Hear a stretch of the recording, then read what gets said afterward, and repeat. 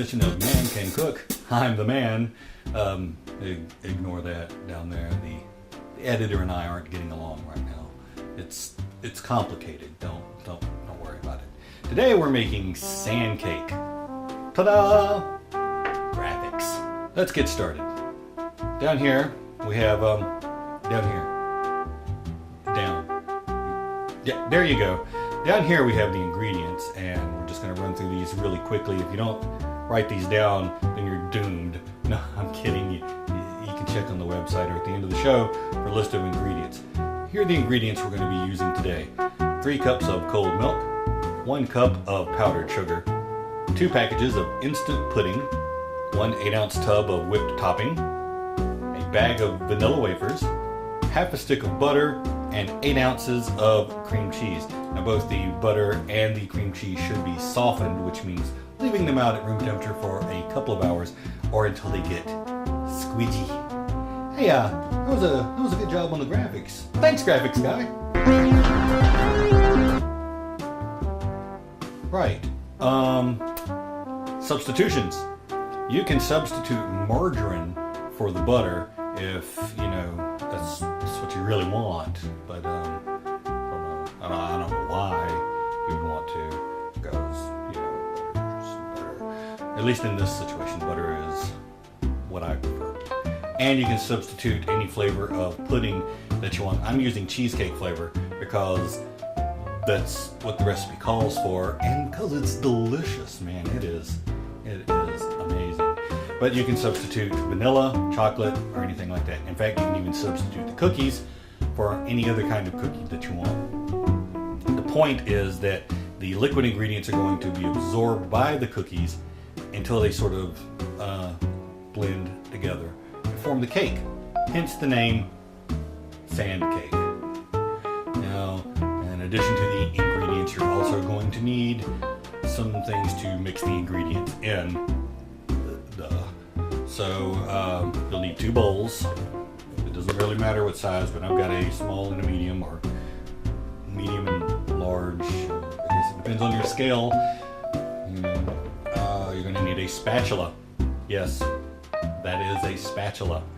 No, you're saying, I do not flip hamburgers with that, good sir, and you are correct. But this is nonetheless a spatula, and this is the one you'll need, not the one you flip burgers with. Although you could use that, I guess, or a spoon, big spoon. And you're going to need a mixer. I'm recommending an electric mixer, but if you don't have an electric mixer, they sell them at the store. I didn't know if you were aware of that, but they do. And if you don't have an electric mixer and you have no inclination to go buy one, you can use a whisk. You don't have a whisk? How could you not have a whisk? They sell them at the dollar store.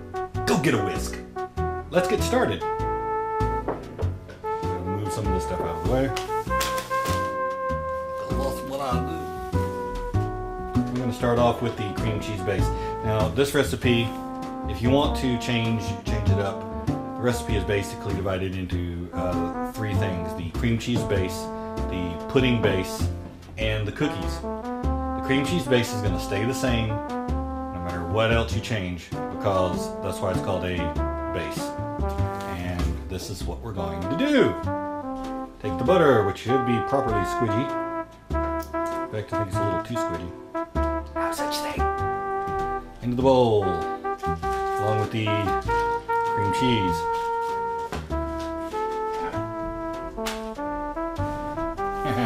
If you don't have a kitchen towel, you're going to need one, because it's kind of like that. Now we're going to mix, and yes, it gets loud. So if you can't hear me, I'm sorry. But what I'm saying is very important, so you should listen to everything I have to say.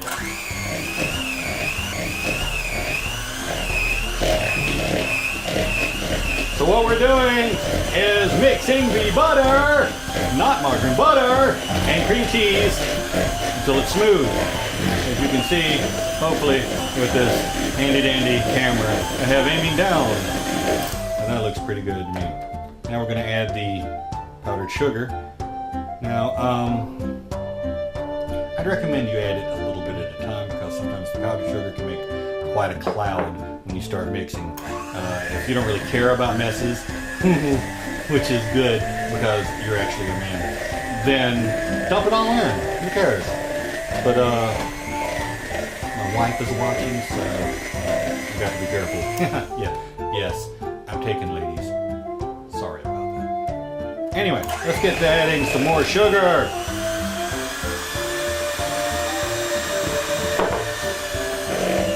You didn't see that. Now what we're going to do is mix it until it's nice and creamy. You want to make sure you get all of the powdered sugar into it. Now this is the point where I should tell you that yes, you can make a diet version of this dessert, but saying diet dessert just doesn't seem to make sense. If you want a diet dessert, eat celery. Alright, so, okay, if you do want to make it diet, you can use Splenda or your favorite non-sugar sweetener in this, and they make low-fat or even fat-free cream cheese, and this is the point where you would want to use the margarine, not the butter, because that is a lot less fat, and no cholesterol. Bet you didn't know that. Fun fact. Alright, so I think we've got this about right. I'm going to set that to the side, and now we're going to do the pudding base. Pudding base is the milk, because honestly, what else do we have left to mix together besides the cookies, right? Milk, the pudding. Yes, I should be mean and just rip it open, but I like scissors. Oh, wow. Yeah. That was perfect. Right into the milk. Of course it did. Why not?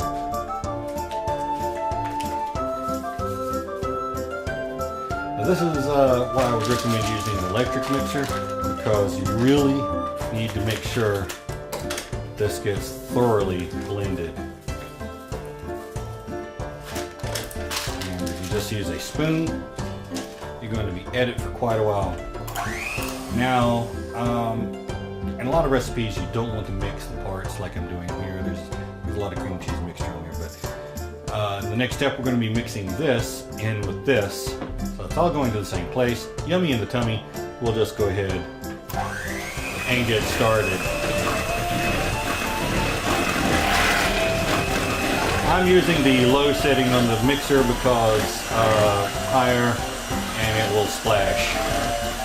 You can use higher if you want to. It's not going to make a big difference. You're putting whipped topping in there after all. I am getting pretty well drenched in pudding, which is always fun.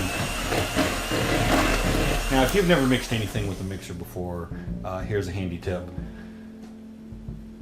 Rake the mixer around the bowl. It makes a lot of noise, but you're getting stuff that clings to the bowl. And don't forget to go through the very middle, because stuff will swirl around and end up there.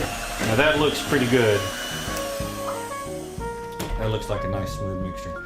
Now we're going to add the whipped topping. Oh, you're wondering about the blur. That's because we don't do brand names here. And unless you own that brand name and you want to pay me. Okay. Just put the whole thing in there. I know that the temptation is to eat some of it, but you really shouldn't do that because it all needs to go in. The final product is going to be so much more delicious than any of these single ingredients alone. Alright. Now to mix the whipped topping in with the pudding, you're going to want to do a little bit of an up and down motion with the mixer. That is getting it thoroughly mixed in there. Trust me, I've done this before.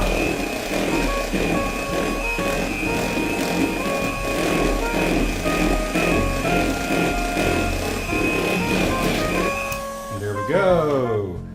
Awesome. Now back to our spatula. And we're going to combine these two together, the cream cheese base and the pudding. Now remember, this is cream cheese base mixed with pudding base. Cream cheese base stays the same no matter how you want to change the recipe, but this will change depending on your flavor of pudding and your individual taste and how diet you want it to be. Bloop. We should add sound effects, bloop and more than what I do with my mouth. What?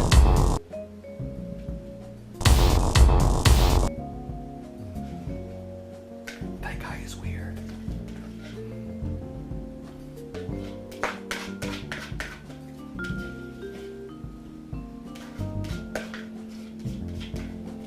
Alrighty. I think we've got it good enough. Now let's mix this thoroughly. A lot of mixing. Yeah.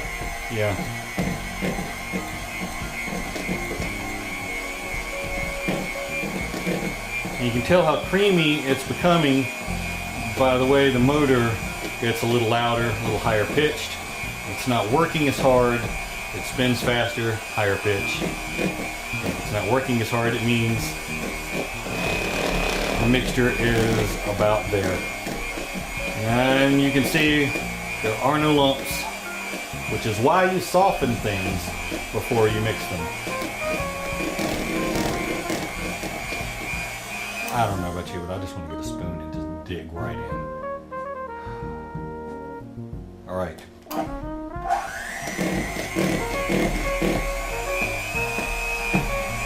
And there we go. Pudding. Now comes the final part. We need a bowl for this.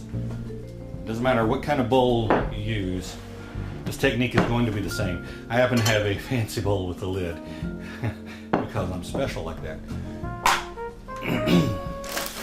And here we have our vanilla wafers. Now you might notice my bag is all silvery.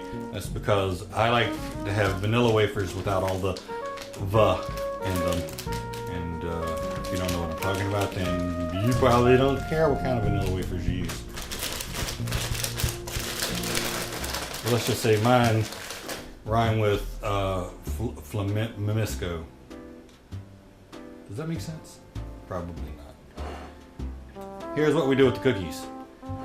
First, layer along the bottom. Now I've thought about this, I haven't done it before, but I have made lasagna plenty of times. When you make lasagna, you want to throw a little bit of sauce in the bottom first before you put your noodles down. And it might help if you put a little bit of gloop of your pudding mixture stuff into the bowl first, because it'll hold the cookies in place. And optionally, you can break the cookies up. But this is about the 100th time I've made this because it's a very popular dessert here in our household. And I find that the whole cookies work better. Now, we're just going to layer this again with the lasagna analogy. It's just going to be layers. Cookies, pudding, till it's all used up. And this can also be tailored to individual tastes. If you like lots of cookie, make the layer of pudding thin and add more layers of cookie. If the cookies aren't that important to you, then you'll want more pudding in each layer.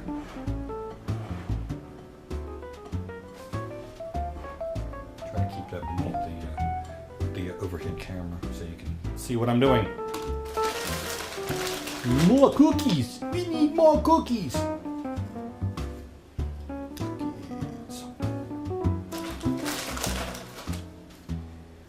Now, depending on the size of your bowl, you may need more than one bag of cookies, or you may not use all of the cookies in the bag. With this bowl, I tend to not use all the cookies in the bag, so feel free to munch.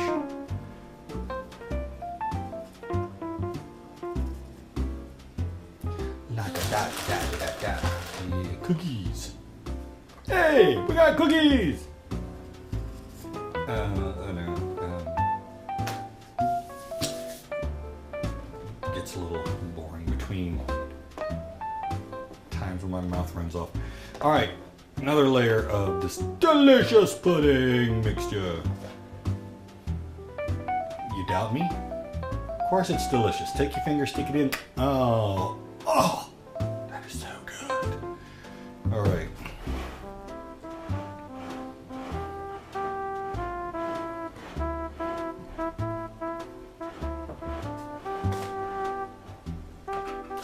I'm going to put another layer of cookies in. For me, this will be the last layer of cookies. Now, a lot of recipes do not do so well when you double the ingredients. Sometimes you need to modify the amount of the ingredients that you use when you want to multiply it. But this one, nah. You want to make a double batch, just use twice as much of all the ingredients and go for it, baby. In fact, I think next holiday when I make this for the kids when they come over with their kids, saying, hey, Mom, Dad, I brought sodas. That's enough to bring, right?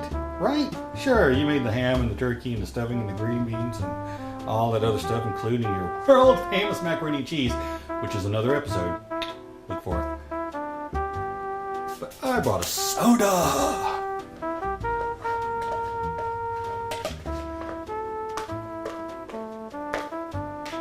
Maybe I'll just make a super large dessert. Hand that to them with a bottle of soda and say, I brought soda too. Awesome. All right. So hit the end. And the difference between being a good cook and a great cook is save a little bit back in the bowl for yourself.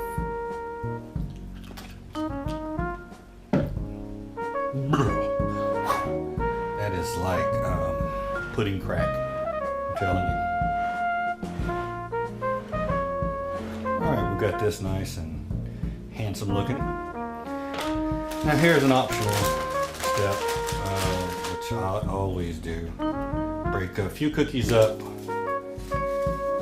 sprinkle them around just as decoration. You don't need a whole lot. You don't want to cover the entire thing. This is just for looks. It doesn't really add anything to the actual flavor. And there you have it. Sand cake. You'll need to put this into the fridge at least for a few hours, but I would recommend overnight because the whole point is that the extra moisture in the pudding is going to be absorbed by the cookies and they'll sort of blend together to form a cake layer so that when you portion this out, it's going to look a bit like a layer cake, but about 1,000,000 times more delicious. And there you have it, sand cake. Thanks for watching. I've been the man. Ignore that guy. Come back often. We have lots more recipes on the website, which is also listed below. And stay tuned for the ingredients and a step-by-step guide right after the credits, of which there probably aren't many. Thanks for watching. It's been a great show. I know because I was here. Bye.